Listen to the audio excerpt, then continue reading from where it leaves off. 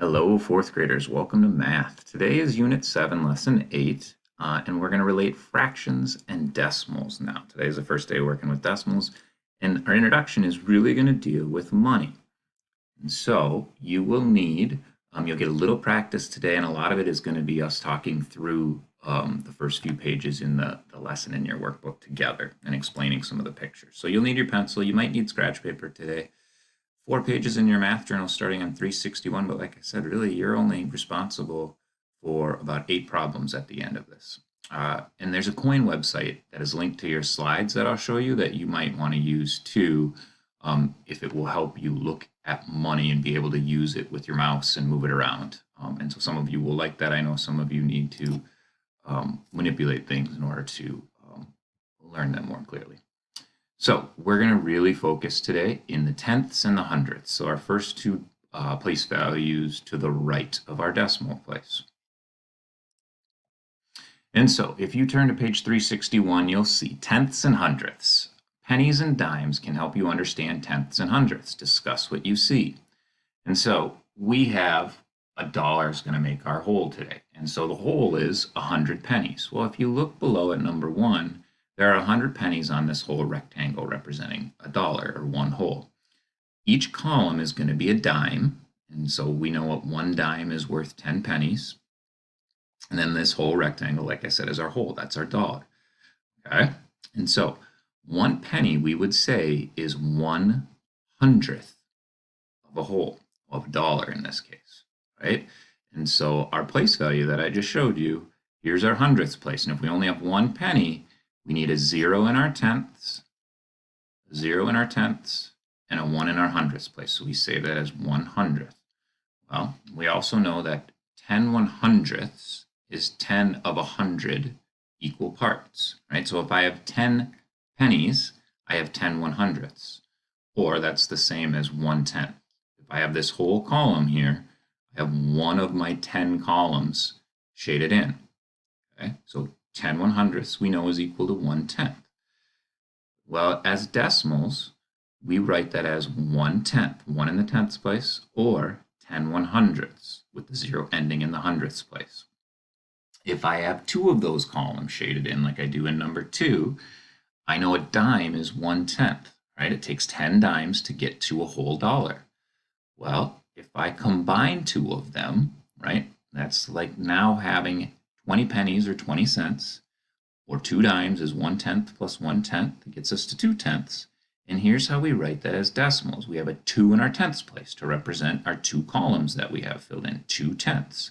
Or you could say, well, I like to think of it as hundredths and how many pennies I have. Well, you have 20. And so we would say this number is 0 and 20/100ths. We say and when we get to the decimal place. That's how we know we're getting smaller than 1 whole now. Here we have 0 and 2/10 because our 2 ends, our number ends in that tenths place. Here the number ends in the hundredths place. So the big thing you got to keep track today, our closest place value to the decimal is always named tenths, and our second place value, our last one that we're only dealing with today, is going to end with hundredths. So if your number ends here, we call it hundredths. If your number ends here, we call it tenths. And anytime we see this in math, we say it as and. All right, let's look at number 3. If you can also think of now quarters, right? And so we know a quarter is 25 cents. So I have 10 in this column, 10 in this column. So that's 1/10 plus 1/10. Plus I need 5 more hundredths or 5 more pennies to get to my 25 cents, or we would say 0 and 25/100ths. In this case, we can't say 0 and 2/10 and 5/100ths. We only name the number once, right? We say its place value name once. So 0 and 25/100ths is what it ends in, right? Well, if I get a third quarter, now I know I'm up to 75 cents. And you can see in my drawing here, right? That's the same as 3/4, right? I have 3 equal sections out of, it's divided into 4 to make that whole dollar. And you know 4 quarters makes a dollar. And so I have 75 cents here, but I would call that 0 and 75, once again, hundredths, ending in the hundredths. But now look what I have with my 5 columns here shaded in. So it's like having 5 dimes. Well, a dime is 1/10 of a dollar. We know it takes 10 of them to make that one whole dollar. So 5/10 is the same as 1/2. This shows half of my rectangle shaded in. Well, 1/10 plus 1/10 plus 1/10 plus 1/10 gets me to my 5/10, or I could say 0 and 5/10. That's the same as 50 cents, right? But we name this as 0 and 50 hundredths because the 0 goes all the way to the hundredths place. They're the same thing. 5/10 or 5 dimes is the same as 50 cents or 50 pennies. They're worth the same. These numbers are worth the same. We name them just a little bit differently. Okay, so the important thing is to look at with our place value chart, though, is 1/10 is very different than 1/100th, right? And so if we have 1/10, we know that's a dime. Well, if we have 10 cents or 10 pennies, that's the same as a dime, but we know a penny is worth 10 cents. So these two numbers are the same, right? This 0 really means nothing. It means I have no extra hundredths. However, this is very different. If I have 1/100th, that means I have 1 penny. 1 penny is a lot different than 1 dime. So place value determines size, right? With money, yes, the coin is bigger, but its value is smaller, right? It's 1/10 the size of the next place value over. It is the same pattern that we see when we go from ones to tens to hundreds. Even though we're now smaller than 1, you continue to multiply by 10. As soon as I get to 10 hundredths, well, that's the same as 1/10. Okay? So the same pattern continues with our place value, even though we are now to the right of the decimal. Okay. Okay, I think I got my computer fixed, so we should be good to go here. So, like we were talking about, we have 5/10 and 50 whole, 5 in the tenths place, 0 in the hundredths place. So that's why we named them differently, right? If you have 2 halves now, right, you have a full 100 cents, you have the full dollar, we know that's the same as 100 1/100ths, okay, or 1 whole. But we also just say that's 1 whole. You don't have to say 1 and 0 hundredths or 0 tenths. You just say this is 1. But we know that you can get bigger than 1 whole, right? And we're going to build that with quarters. And so we said 1/4 is 25 cents. And if you have 25 cents, we know that is written as 25 hundredths. If you have 2 of them, you have 50 hundredths. If you have 3 of them, now you have 75 cents or 3/4, right? Each quarter is worth a fourth or 75 hundredths. And then you have 1 whole. Again, if you have all 4/4, same as 1 whole, you have 100 cents again, and we would call that 1 whole. All right. But our number can get bigger, right? It gets bigger than that just tenths and hundredths. So if you have 100 pennies, we would say that's 1 whole dollar. Okay. Now, you can also get greater than 1. So if we have 1 whole, we have our 4 quarters, and we add another quarter, that's 5 quarters or 5/4. Well, that's 1 whole, this 4/4, and another 1/4. We could write that as 1 and 25 hundredths, just like it's written here, right? Your 5 ends in the hundredths place, so we name that 1 and 25 hundredths. Well, if we add another, we add another quarter, now we have 6 quarters or 6/4. We still have our 1 whole, but now we have 50 more cents because we have 2 quarters or 5 dimes. Okay, well, we could say that's the same as having 150 pennies. We have 100 here and 50 here. Well, that's 1 and 50 hundredths because 100 1/100ths is our 1 whole plus the 50 more. And so we say our decimal place value is either 1 and 5/10 or 1 and 50 hundredths. And if you had a third quarter beyond in that second dollar, so 7 total fourths, now we have 175 hundredths or 1 and 75 more hundredths. And then if we fill in that last quarter, now we have 8 quarters, 8/4, and that would get us to 2 wholes. So the big pull away from that section when we're working with quarters is the relationship between fourths and quarters.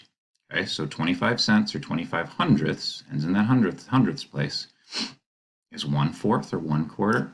And you're going to see this pattern continue.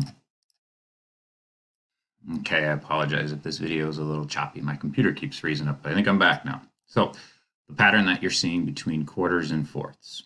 Okay, so 25 cents is 25 hundredths compared to 1/4. That pattern keeps continuing. If I have 2 quarters, 2 fourths is now 50 cents or 5 tenths or 50 hundredths. Remember this 0 beyond the decimal, if it ends in that 0, really it doesn't have any value. Okay, but we can just say it in 2 different ways. So 75 hundredths now is the same as 3/4. And I get 1 whole, and then I get to 1 and 25 more hundredths is the same as 5/4 or 5/4. And you can see my pattern continues with 6/4. Now I have 1 and 50 hundredths, or 1 and 5 tenths, and just ignore the last 0.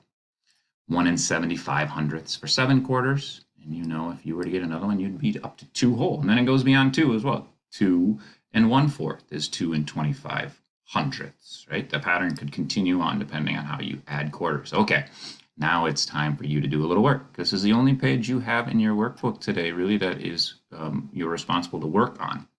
So it says write a fraction and decimal to represent the shaded part of each whole.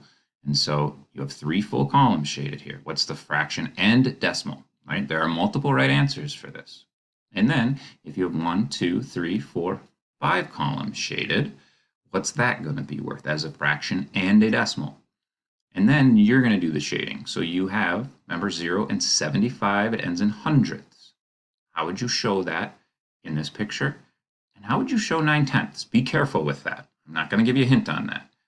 9 tenths. See if you can get that right the first time without having to check that when I go through the answers with you. All right, and now you have 2 whole here to show 3 halves, or 1 and 1/2.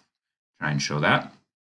And then we also want to name a fraction and a decimal that represents 60 cents as part of $1. So $1 is still your whole. What fraction and decimal is that 60 cents going to look like?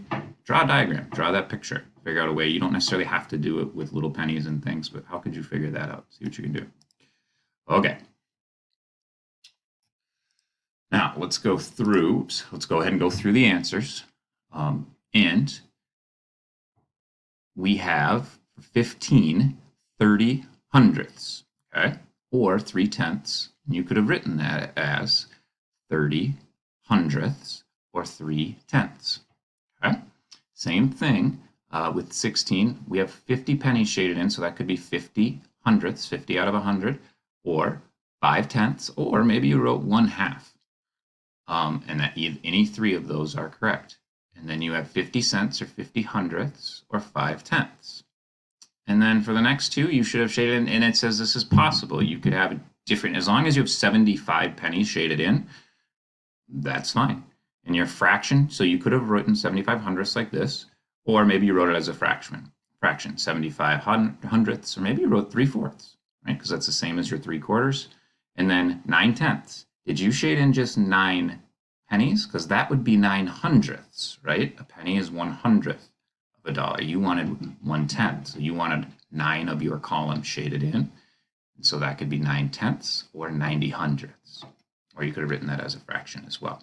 And so if you're shading for 1 1/2, you shade in 1 whole, and then 1/2 more, or 50 cents more. And then for naming your fraction and decimal, that represents 60 cents, 6 tenths, or 61 hundredths would work, and 60 hundredths with a 0 in that hundredths place, or you could leave that off and just say 6 tenths, like you have 6 dimes, because that's the same as 60 cents. Now, your picture, maybe it was a fraction strip that just showed 6 tenths, right? We can use those fraction strips or fraction circles, whatever you like to use, to represent these values too. Okay, now do not forget to go on Think Central. You have 7.8 due today. Go ahead and get that done. Try and get that done today. And remember, Quick Quiz 7.2 and Fluency 7.2 were assigned to you on Monday. So if you didn't get all that done yet, that's okay. We understand that you got a lot of work to do, but go back and try and get those finished up, and then go on to homework 7.8. And we got some good practice in IXL that you need to go on to as well and do those things. All right, if you have any questions, please let your teacher know. Have a great rest of your day.